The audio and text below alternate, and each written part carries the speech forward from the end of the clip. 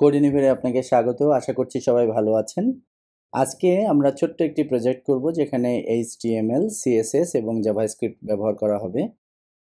এটি ভীষণ গুরুত্বপূর্ণ একটি প্রজেক্ট, কারণ কমবেশি সমস্ত ধরনের ওয়েবসাইটেই এটার প্রয়োজন পড়ে। তো আপনারা যারা জাভাস্ক্রিপ্ট সম্পর্কে খুব একটা ভালো ধারণা নেই, তাদেরকে অনুরোধ করব যে আমাদের এই চ্যানেলটিতে একটি কমপ্লিট সিরিজ দেওয়া আছে। একদম শুরু থেকে যদি পর্যায়ক্রমে আপনারা দেখে আসেন, তাহলে আজকের পর্বে যে কথাগুলো বলবো, বিশেষ করে জাভাস্ক্রিপ্ট পার্টে, সেগুলো বুঝতে কোনো অসুবিধা হবে না। কিন্তু এরকম যদি কেউ থাকেন যে জাভাস্ক্রিপ্ট সম্পর্কে ধারণা নেই, অথচ এটা আপনি ট্রাই করছেন, তাহলে কিছু কিছু ক্ষেত্রে আপনাদের একটু কমপ্লেক্স মনে হতে পারে। তো অনুরোধ করব, এরকম থাকলে কেউ যদি থেকে থাকেন, তাহলে প্লিজ আমাদের এই চ্যানেলটির প্লেলিস্টে যাবেন। ওখানে জাভাস্ক্রিপ্টের যে সিরিজ দেওয়া আছে, একদম শুরু থেকে, মানে পর্ব 1 থেকে দেখে আসবেন।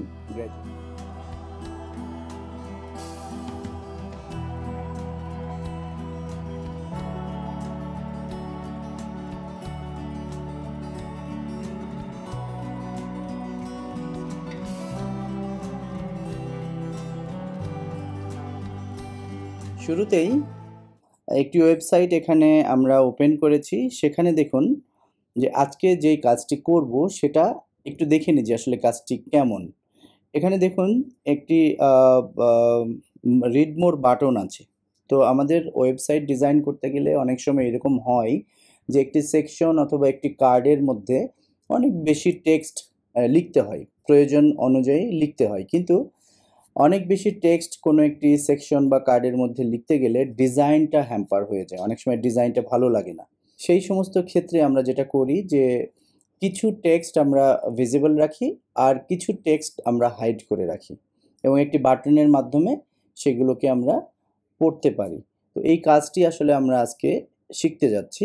তো এখানে আমরা একটি প্র্যাকটিক্যাল কাজ দেখে নিই শুরুতে। যে এখানে দেখুন যে our mission, our vision, business principles, এই কথাগুলো আসলে এইটুকু না, এখানে আরও কিছু টেক্সট আছে, কিন্তু ডিজাইনের স্বার্থে আসলে অল্প কিছু টেক্সট এখানে কয়েকটি লাইন দেখানো আছে।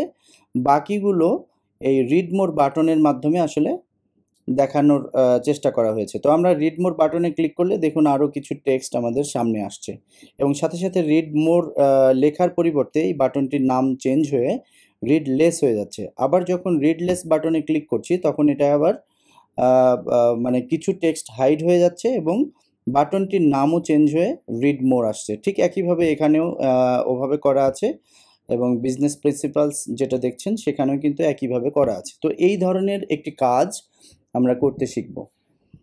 আমাদের এখানে এনভায়রনমেন্ট রেডি আছে, লাইক বাম পাশে আমরা ভিজুয়াল স্টুডিও কোড রেখেছি, এবং ডান পাশে আউটপুট দেখার জন্য আমরা ক্রোম ব্রাউজারটিকে রেখেছি। তো আমরা এই জায়গাটায় গিয়ে আমরা একটি ফোল্ডার ডেস্কটপে ক্রিয়েট করা আছে, এই ফোল্ডারটি ওপেন করব। এটা ব্ল্যাঙ্ক ফোল্ডার, এখানে কিছু নেই। জেএস নামে একটি ফোল্ডার আমাদের ক্রিয়েট করা আছে। এই কাজগুলো আপনারা এর আগে অনেকবার করেছেন, যারা HTML এবং CSS করেছেন, ইভেন জাভাস্ক্রিপ্টেও আগের পর্বগুলো যদি করে থাকেন। এই আসলে কমন কাজ। তারপরে যেহেতু একটি টিউটোরিয়াল, অনেকেই আছেন হঠাৎ করে এই টিউটোরিয়ালে আসছেন, তাদের জন্য আমার আসলে ডিটেলটা করা। এখানে ওয়েলকাম মেসেজটি মুছে দিলাম, দিয়ে এই জাভাস্ক্রিপ্ট ফোল্ডারের মধ্যে আমরা প্রথমে একটি HTML ফাইল তৈরি করব, index.html।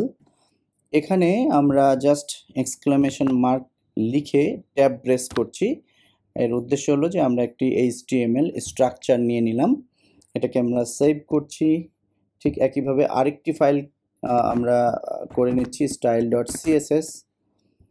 এরপর আরেকটি ফাইল আমরা করে নিচ্ছি জাভাস্ক্রিপ্টের জন্য, main.js।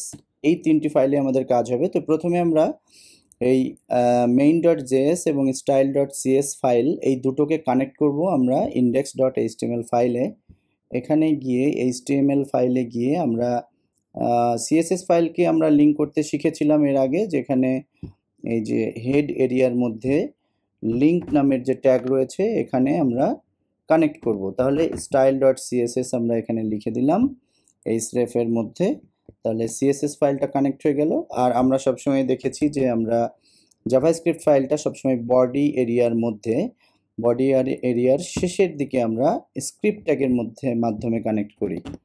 তো ঠিক একইভাবে আমরা স্ক্রিপ্ট ট্যাগের মাধ্যমে src এর মধ্যে আমরা লিখে দিই main.js, যে ফাইলটা আমরা যে নামে লিখেছিলাম সেটাকে কানেক্ট করলাম। তাহলে আমাদের কানেক্টিভিটি হয়ে গেল। এখন আমরা কাজটি করার জন্য HTML এ আমরা যেটা করব যে আমরা একটি div নিতে পারি অথবা নাও নিতে পারি। আমি নিলাম একটি div। এই div এর কোনো ক্লাস নেম আমরা দিচ্ছি না, শুধুমাত্র div এর মধ্যে আমরা প্রথমে একটি হেডিং নিতে পারি। h3 একটি হেডিং নিলাম, যার মধ্যে আমরা জাস্ট হেডিং লিখে রাখলাম, আর কিছু না। সেভ করে আমরা ডান পাশে আউটপুট দেখার জন্য রাইট ক্লিক করে ওপেন উইথ লাইভ সার্ভারে ক্লিক করলাম। ডান পাশে আউটপুটটা আমরা দেখতে পাচ্ছি, হেডিং লেখাটা আসছে। এখন আমরা এখানে p ট্যাগের মাধ্যমে কিছু ডামি টেক্সট নিচ্ছি। আমরা জানি lorem লিখে 100 টেক্সট 100 ওয়ার্ড আমরা নিচ্ছি। ট্যাব প্রেস করলাম, তাহলে আমাদের এখানে সেভ করলে ডান পাশে দেখা যাবে টেক্সটগুলো।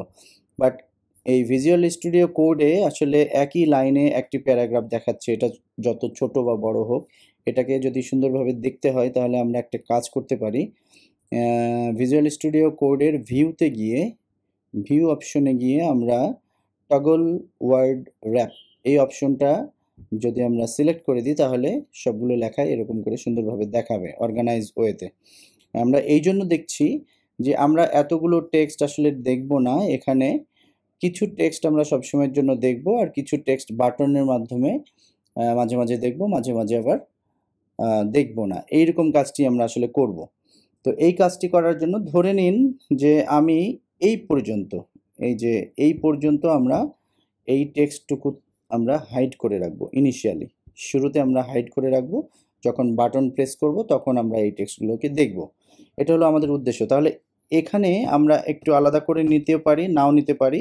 আমি জাস্ট বোঝানোর জন্যই লিখলাম। এখানে স্প্যান ট্যাগ লিখব। স্প্যান ট্যাগের মধ্যে আমরা একটি ক্লাস সেট করব। এই ক্লাসের নাম যে কোনো কিছু দিতে পারেন, আমি বোঝার সুবিধার জন্য দিলাম মোর টেক্সট, মোর ড্যাশ টেক্সট এই নামে একটি ক্লাস নিলাম। এবং এই যে স্প্যান ট্যাগের যে ক্লোজার ট্যাগ, এটাকে কাট করে এই টেক্সটের বাইরে গিয়ে আমরা পেস্ট করব। ওকে, এখানে গিয়ে আমরা পেস্ট করছি, দেখুন জায়গাগুলো। তাহলে কি হলো, আমরা যেইটুকু অংশ হাইড করে রাখতে চাই সেইটুকু অংশকে আমরা একটি স্প্যান ট্যাগের মধ্যে নিলাম এবং সেই স্প্যান ট্যাগের একটি ক্লাস নেম দিলাম মোর ড্যাশ টেক্সট নামে। আর টোটাল যে টেক্সট অর্থাৎ প্যারাগ্রাফ ট্যাগের মধ্যে, পি ট্যাগের মধ্যে আমরা কিন্তু টোটাল টেক্সট রেখেছি। এখানেও আমরা একটি ক্লাস নেম দিচ্ছি, যে কোনো কিছু হতে পারে, আমরা জাস্ট টেক্সট নামে একটি ক্লাস নেম দিলাম।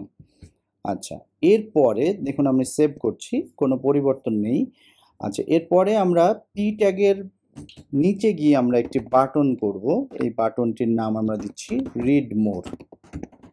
অনেকে লিখে সি মোর, এটা সেটা অনেক কিছু, বা নো ডিটেলস, এরকম অনেক শব্দ ব্যবহার করে। আমরা রিড মোরটা লিখে দিলাম।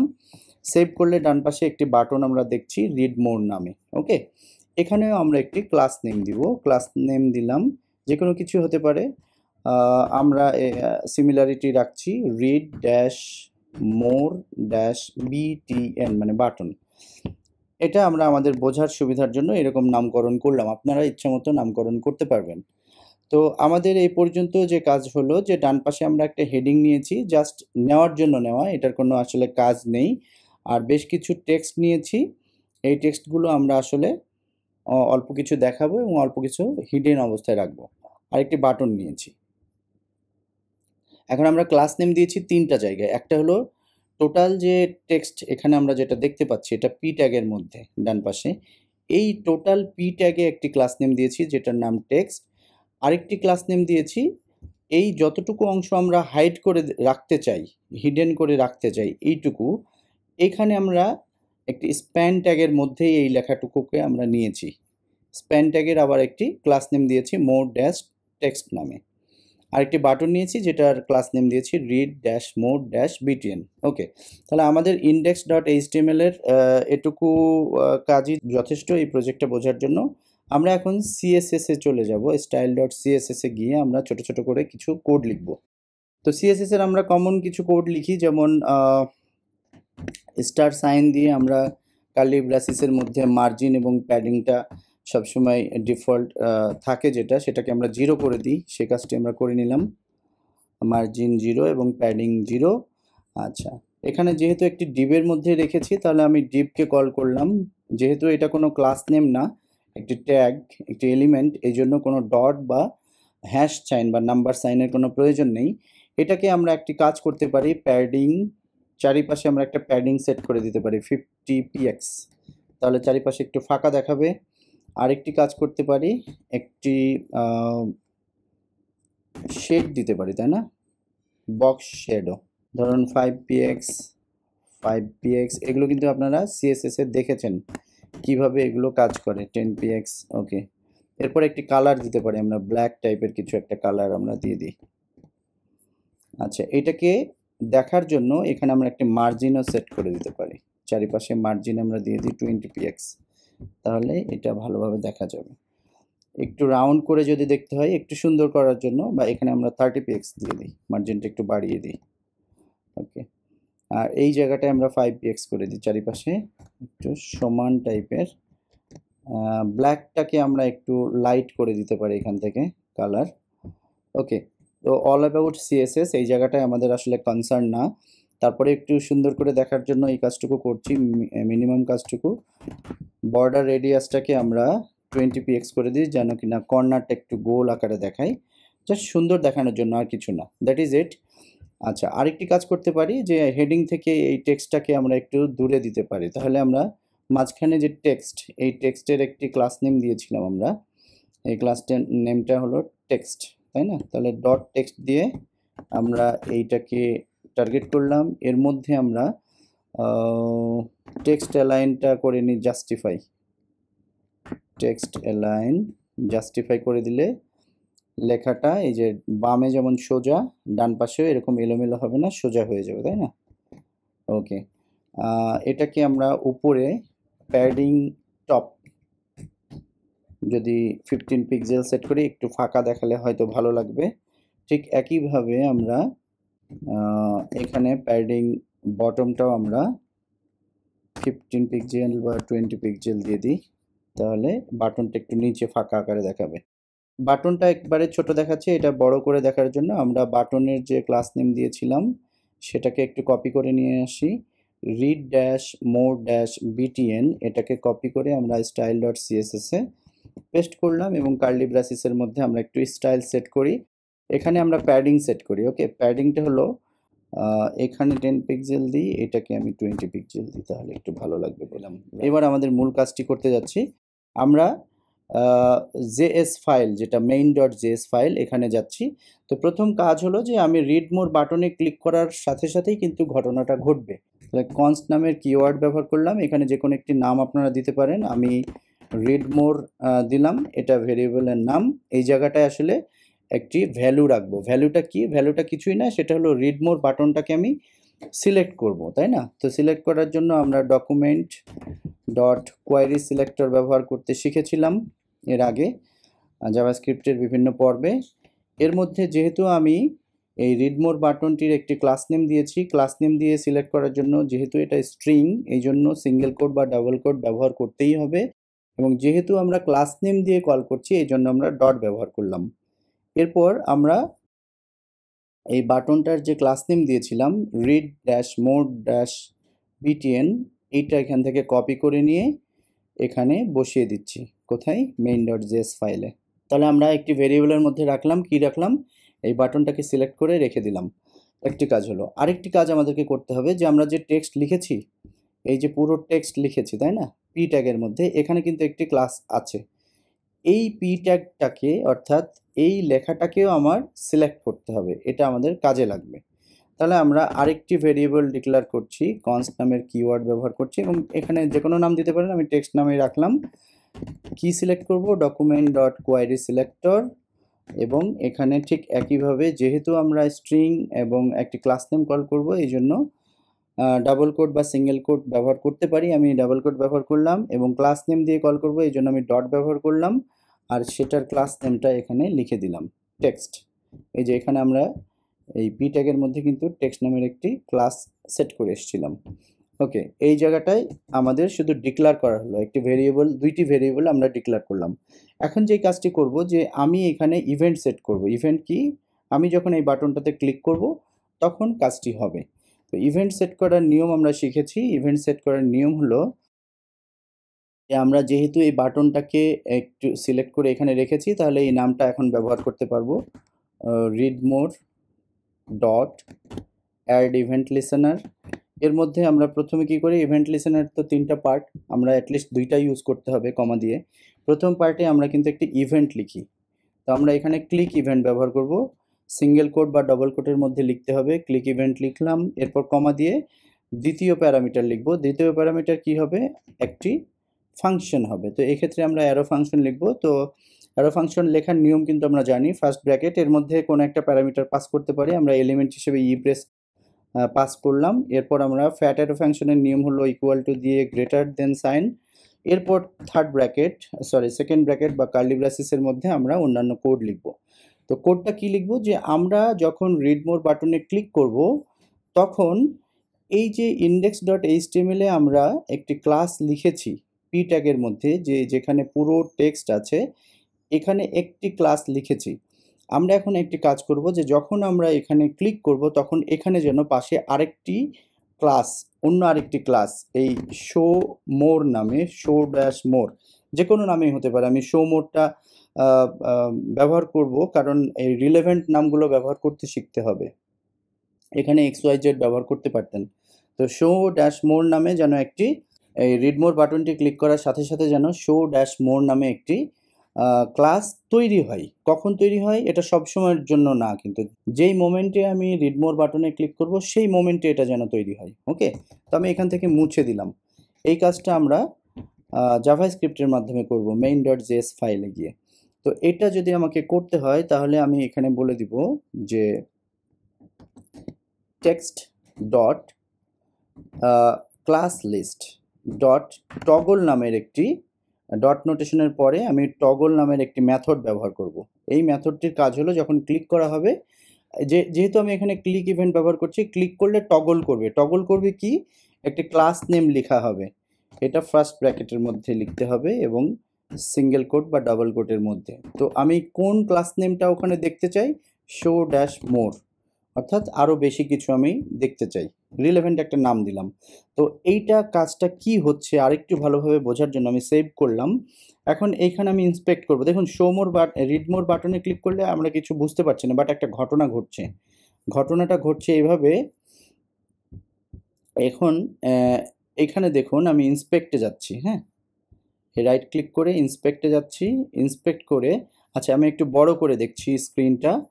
এখানে দেখুন ইন্সপেক্টর অথবা কোনো ব্রাউজারে হয়তো থাকতে পারে এলিমেন্ট, যাই হোক এই ইন্সপেক্টরে থাকা অবস্থায় আমরা এই যে পি ট্যাগ, এই পি ট্যাগটা দেখতে পাচ্ছি। এই পি ট্যাগের এখানে কিন্তু দেখুন টেক্সট এবং শো মোর দেখাচ্ছে, মানে আমি একটু আগে ক্লিক করেছিলাম। দেখুন আমি যখন এই রিড মোর বাটনে ক্লিক করব একবার শো মোর দেখাচ্ছে, তো মানে একটু আগে ক্লিক করেছিলাম দেখেই দেখাচ্ছে।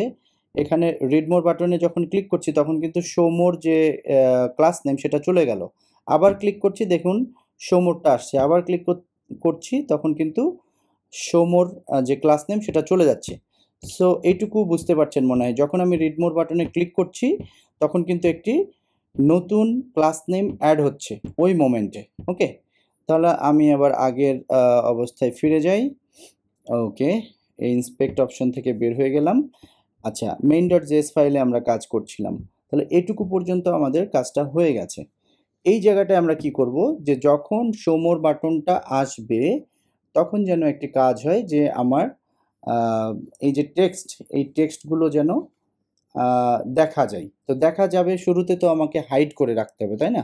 তো চলুন আমরা সিএসএসে চলে যাই। style.css-এ গিয়ে এই যে টেক্সট যতটুকু আমি হাইড করতে চাই এটুকু কিন্তু একটা ক্লাস নেমের মাধ্যমে, একটি স্প্যান ট্যাগের মাধ্যমে আমি লিখেছিলাম। সেটা কি, ক্লাস নেমটা দেখে আসি, মোর টেক্সট। তাহলে মোর টেক্সটের মধ্যে যতটুকু আছে এটুকুকে আমি সবসময়ের জন্য হাইড করে দিব। ফার্স্ট হলো হাইড করে দেওয়া, আমি ডট ব্যবহার করে ক্লাস নেমটাকে কল করলাম। এবার আমি কার্লি ব্রেসেসের মধ্যে জাস্ট ডিসপ্লে লিখে এখানে নান করে দিব, অর্থাৎ এই মোর ড্যাশ টেক্সট এর মধ্যে, এই ক্লাস নেমের মধ্যে যা কিছু আছে তা যেন না দেখানো হয়।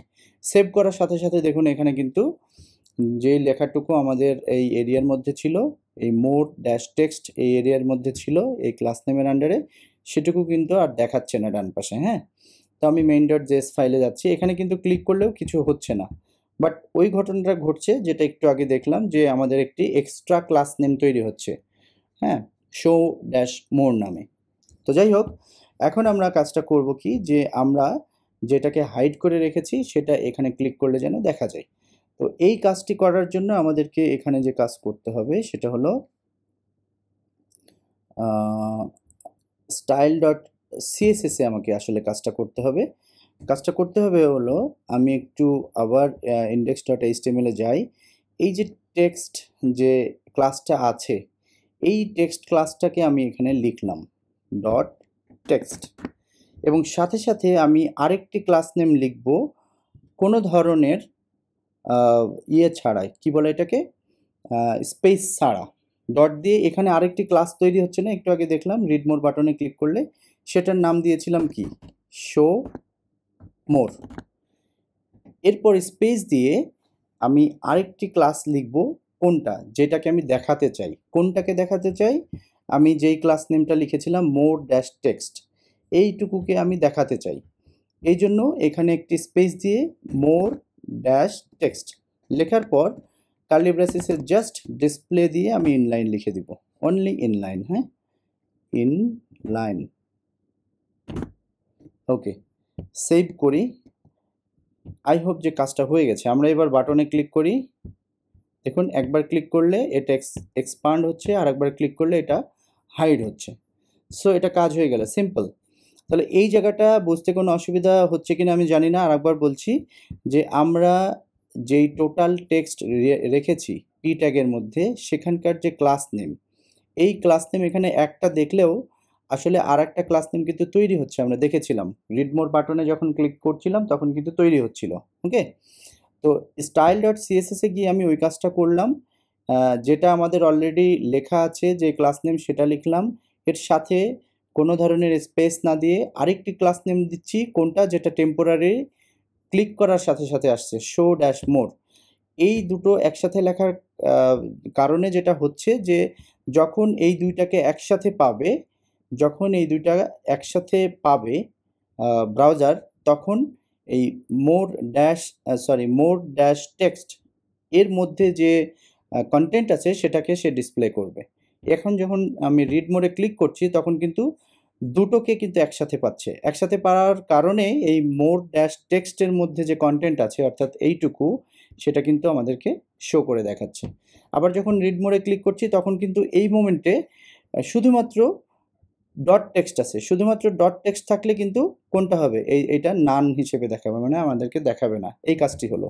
তো আরেকটি কাজ বাকি আছে এখানে, সেটা হলো যখন আমি রিড মোডে ক্লিক করছি তখন কিন্তু লেখাগুলো দেখাচ্ছে, কিন্তু এই রিড মোর লেখাটাই থাকছে, রিড লেস লেখাটা কিন্তু হচ্ছে না। মানে আমি ক্লিক করলে লেখাটা কমছে বাড়ছে, মানে হাইড করার লেখাটা ওপেন হচ্ছে, বা আবার ক্লিক করলে সেটা আবার হাইড হচ্ছে, কিন্তু এই বাটনের যে টেক্সট, এই টেক্সট কিন্তু পরিবর্তন হচ্ছে না। তো এই কাজটি করার জন্য আমরা আবার main.js ফাইলে যাচ্ছি। এখানে গিয়ে আমরা একটি ছোট্ট কন্ডিশন সেট করব, ইফ এলস কন্ডিশন। ইফ লেখার পর কিন্তু আমরা উইদিন ফার্স্ট ব্র্যাকেট আমরা কিন্তু লিখি কন্ডিশনগুলো। কন্ডিশনটা কি হবে, কন্ডিশনটা হবে হলো যে এই বাটনটা, অর্থাৎ এই বাটনটা তো আমরা সিলেক্ট করে রেখেছি কোথায়, রিড মোর এই ভেরিয়েবলের মধ্যে। বাটনটা আমি রিড মোর ভেরিয়েবল দিয়েই ব্যবহার করলাম। এটা dot inner HTML equal two, আমরা কিন্তু এই সাইনটা দিয়ে দেখে এসেছিলাম জাভাস্ক্রিপ্টের শুরুর দিকে। অ্যারিথমেটিক যে সিম্বলগুলো আছে সেগুলো নিয়ে কিন্তু আমাদের এটা পরিচিত। Inner dot HTML read more dot inner HTML equal two, যদি কি হয়, হুবহু এই লেখাটা দিয়ে দিব। যদি এই লেখাটাই হয়, রিড স্পেস যেভাবে ছোট হাতের বড় হাতের আছে হুবহু এই লেখাটাই আমরা দিব। যদি এইটা হয় তাহলে আমি বলবো যে কি করতে হবে, তাহলে read more dot inner HTML equal two, আমরা উইদিন, যেহেতু এটা স্ট্রিং, আমরা এখানে লিখে দেব রিড লেস, এই লেখাটা যেন দেখায়। ওকে, এটা একটা আমাদের কন্ডিশন সেট হলো। তাহলে আমরা দেখি এই যে রিড লেস লেখা আসছে। এইবার ক্লিক করলে কিন্তু রিড লেসই থেকে যাচ্ছে, এটা কিন্তু রিড মোর আর হচ্ছে না। তো এইটুকুকে আমি আবার কমপ্লিট করার জন্য এখানে এলস একটি কন্ডিশন দিব, অর্থাৎ যদি এই বাটনটা ক্লিক করার সাথে সাথে যদি রিড মোর লেখা থাকে তাহলে রিডলেস হবে, আর যদি না হয় তাহলে কি হবে, সবসময়ের জন্য read more dot inner HTML equal to read মোরই থাকবে, তাই না? এবার আমরা একটু দেখে নিই কাজটা করছে কিনা ঠিক মতো। এই যে রিড মোর যখন ক্লিক করলাম, লেখাগুলো আমাদেরকে দেখাচ্ছে যেটা হাইড করা ছিল, এবং এই বাটনের নেম পরিবর্তন হয়ে রিডলেস হয়ে গেছে। এখানে আবার ক্লিক করলে এখন কিন্তু রেড মোর দেখাচ্ছে। তো আজকের পর্বে এইটুকুই ছিল। ধন্যবাদ সবাইকে। ভালো থাকবেন, সুস্থ থাকবেন। নেক্সট পর্বে আবার দেখা হবে।